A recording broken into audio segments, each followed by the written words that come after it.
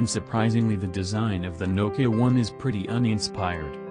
Its chunky, 9.5mm thick, plastic body and sizable bezels around the screen make it look like a phone from several years ago. What it lacks in style it make up for in strength, and this is typically solid Nokia device that feels like it could survive a real beating. The plastic rear shell, which also wraps around the sides of the phone, is textured and gray, make it stick in your palm.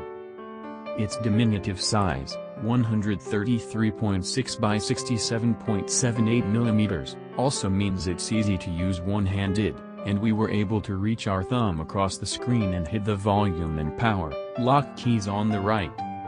There's a micro port on the bottom of the Nokia One for charging, and on the top you'll find a headphone jack, something that's slowly become more rare on smartphones. The speaker has been placed on the rear of the phone, another throwback to smartphone design of old, and it's not a great location for it as it's easily covered by your palm. It is however lightweight, making it easy to hold and transport, and the rear cover comes off.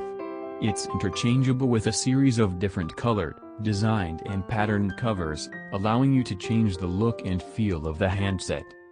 It's a similar deal to the changeable faces on the Nokia 3210, 3310 and 8210 of old.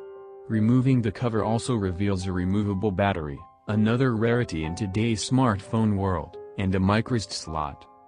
The screen on the Nokia One is functional and responsive, but it lacks the clarity of screens on more expensive handsets thanks to its lowly 854 by 480 resolution.